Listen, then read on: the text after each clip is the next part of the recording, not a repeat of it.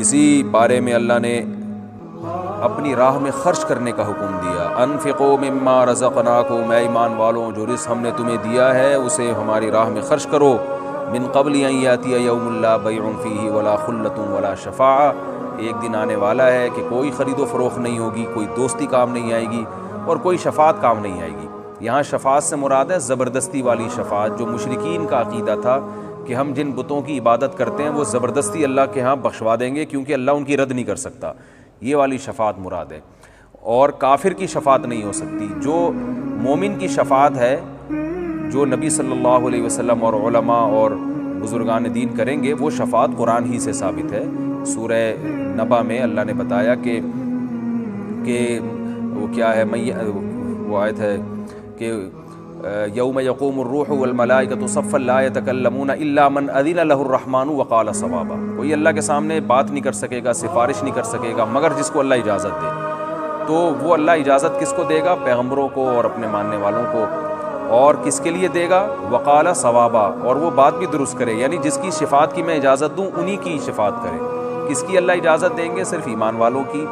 اور کتنی اجازت دیں گے وہ اللہ قیامت میں خود اس کی حد بندی کریں گے، لیکن کافر کی شفاعت نہیں ہو سکتی، اور شفاعت قہری نہیں ہو سکتی کہ آپ شرک کریں اور آپ یہ سمجھیں کہ یہ جو معبود ہے یا جو بزرگ ہیں جن کی عبادت کر رہا ہوں یہ مجھے زبردستی بخشوا دیں گے اور اللہ ان کی رد نہیں کر سکتا، ایسا نہیں ہے۔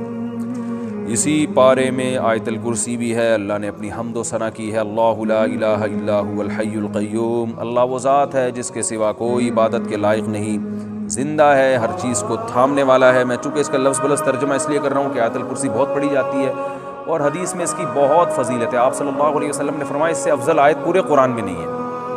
فرض نماز کے بعد آپ صلی اللہ علیہ وسلم نے فرمایا جو پڑھے گا اسے جنت میں جانے سے کوئی چیز نہیں روک سکتی۔ اور صحیح حدیث سے ثابت ہے کہ شیطان سے، جنات سے، جادو وغیرہ سے آیت الکرسی انسان کو بچاتی ہے۔ رات کو بھی پڑھ کے سونے کی ترغیب ہے، حضرت ابو ہریرہ کا مشہور واقعہ ہے، چونکہ یہ خلاصہ میں پوری تفصیل نہیں بیان کروں گا۔ شیطان ان کو تنگ کرتا تھا انسانی شکل میں آ کے، حضرت ابو ہریرہ نے آیت الکرسی پڑھی اور نبی نے فرمایا کہ یہ شیطان اب راستہ تمہارا چھوڑ دے گا۔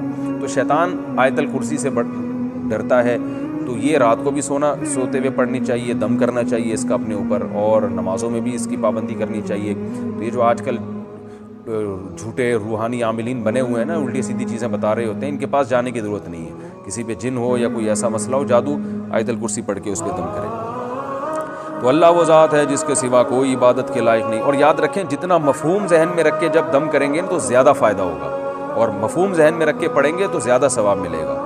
اللہ لا الہ الا ہو، اللہ وہ ذات ہے جس کے سوا کوئی عبادت کے لائق نہیں، الحی، زندہ ہے، القیوم، ہر چیز کو تھامنے والا ہے، لا تأخذہ سنۃ، اسے نہ اونگ آتی ہے، ولا نوم، اور نہ نیند آتی ہے، لہ ما فی السماوات وما فی الارض، اسی کے لیے ہے جو کچھ آسمانوں میں اور جو کچھ زمین میں، من ذا الذی یشفع عندہ الا باذنہ، کون ہے جو اللہ کے سامنے کسی کی سفارش کر سکے سوائے اس کی اجازت کے؟ جس کی اللہ اجازت دے گا تو اس کی تو سفارش ہو سکتی ہے، باقی کسی کی نہیں ہو سکتی، کسی میں دم نہیں ہے۔ یعلم ما بین ایدیہم وما خلفہم، جو کچھ لوگوں کے ماضی میں ان سے پہلے گزر چکا اللہ وہ بھی جانتا ہے، اور جو ان کے سامنے ہے بعد میں آنے والا ہے اللہ وہ بھی جانتا ہے۔ ولا یحیطون بشیء من علمہ الا بما شاء، اللہ تو سب کچھ جانتا ہے لیکن لوگ اللہ کے علم میں سے کسی بھی چیز کا احاطہ نہیں کر سکتے۔ اللہ کے پاس جو علم ہے اس میں سے کچھ بھی حاصل نہیں ہو سکتا الا بما شاء، مگر جتنا اللہ چاہے۔ تو آج دنیا میں جتنی بھی نالج ہے وہ اللہ کے علم کا اربواں اور کروڑواں حصہ بھی نہیں ہے، اور یہ بھی وہ ہے جو اللہ نے چاہا ہمیں دے دیا۔ وسیع کرسیہ السماوات والارض، اس کی جو بادشاہت کی کرسی ہے وہ آسمانوں اور زمینوں پہ پھیلی ہوئی ہے۔ ولا یؤودہ حفظہما، اور آسمانوں اور زمینوں کی حفاظت اللہ کو تھکاتی نہیں ہے۔ وہو العلی العظیم، وہ بلند مرتبے والا اور عالی شان ہے۔ یہ آیت الکرسی ہے جس کا میں نے آپ کو ترجمہ بتایا، آپ ترجمہ کے ساتھ اس کو یاد کریں اور پھر پڑھیں گے تو انشاءاللہ زیادہ فائدہ ہوگا۔ اسی صورت میں اللہ نے یہ بھی بتا دیا لا اکراہ فی الدین، دین میں زبردستی نہیں ہے۔ اسلام میں کافر کو گن پوائنٹ پہ مسلمان نہیں کیا جا سکتا۔ فقد تبین الرشد من الغی، اس لیے کہ اللہ فرماتے ہیں سیدھا راستہ اور غلط راستہ بالکل واضح ہے، اسلام اور کفر بالکل واضح ہے، تو اب گن پوائنٹ پہ کسی کو مسلمان بنانے کی ضرورت ہی نہیں ہے۔ اور جو ہے اتنا واضح ہے کہ جو بھی اس اسلام کے راستے کو فالو نہیں کرے گا وہ اپنی ہاتھوں سے اپنے آپ کو جہنم کے گڑھے میں ڈال رہا ہے. یعنی ہم نے حق اور باطل میں کوئی کنفیوژن چھوڑی نہیں ہے. اور آج بھی آپ دیکھ سکتے ہیں اسلام کے حکام کو آپ کمپیئر کریں دیگر مذاہب سے تو دودھ کا دودھ پانی کا پانی ہو جائے گا. فَمَن يَكْفُرْ بِالطَّاغُوتِ وَيُؤْمِن بِاللَّهِ فَقَدِ اسْتَمْسَكَ بِالْعُرْوَةِ الْوُثْقَىٰ. فرمایا جو اللہ پر ایمان لائے اور شیطان کا انکار کرے, اسلام کو فالو کرے تو ایسے جیسے مضبوط چھلے کو تھام لیا.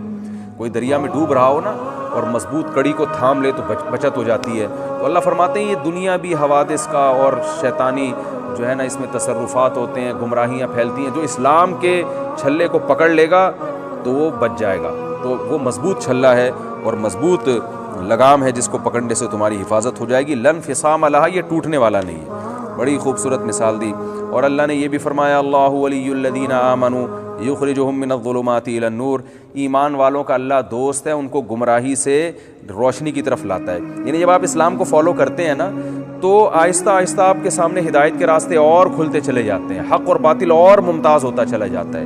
اور جو اسلام کو فالو نہیں کرتے تو وہ اور زیادہ گمراہی کی طرف چلے جاتے ہیں. اس کی مثال دیکھ لیں آپ, یورپ اسلام کو فالو نہیں کر رہا, کیسے کیسے گمراہانہ قانون بنتے چلے جا رہے ہیں. گے میرج کو حلال کر دیا, کچھ انسانی سوچنے کی بات ہے. شراب حلال ہے, زنا حلال ہے, گمراہی میں پڑتے چلے جا رہے ہیں. اور اب پتہ نہیں کیا کیا چیزیں حلال ہونے والی ہیں, اللہ کی پناہ.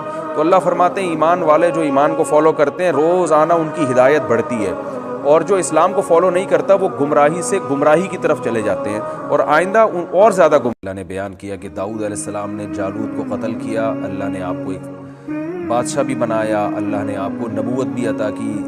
تو اس پارے کی ابتدا میں اللہ فرماتے ہیں یہ پیغمبر ہیں جن میں ہم نے بعض کو بعض پر فضیلت دی ہے. جیسے داؤد علیہ السلام کو اللہ نے فضیلت دی. منہم من کلم اللہ, فرمایا ان پیغمبروں میں بعض ایسے ہیں جن سے اللہ ہم کلام ہوا, جیسے موسیٰ علیہ السلام. ورفع بعضهم درجات, اور بعض کے درجات تو اللہ نے بہت ہی بلند کر دیے. پوری امت کا اجماع ہے کہ اس سے مراد رسول اللہ صلی اللہ علیہ وسلم ہے. اور بلاغت کا یہ نقطہ ہے کہ نام لیے بغیر ذکر کرنا کہ بعض تو ایسے ہیں کہ جن کو ہم نے بہت اونچا مقام دے دیا, تو یہ فضیلت کو بیان کرنے کے لیے ہوتا ہے کہ سب کو پتہ ہی ہے کہ وہ کون ہے. تو اللہ نے بتایا کہ بہت سے پیغمبروں کو ہم نے بعض پیغمبروں کو ہم نے بعض پہ فضیلت دی, بعض کو کلیم اللہ بنایا یعنی موسیٰ علیہ السلام, اور بعض کو تو بہت ہی اونچے مقامات دے دیے. تو یہ جو اس سے مراد اجماع ہے کہ نبی صلی اللہ علیہ وسلم ہے, تو آپ کی بہت زیادہ فضیلت بیان کی ہے. تو یہ بھی آج ایک مسلمانوں میں فرقہ ہے منکرین حدیث جو یہ کہتے ہیں کہ تمام پیغمبر فضیلت میں برابر ہیں. تو یہ آیت اس کی بھی واضح لفظوں میں نفی کرتی ہے.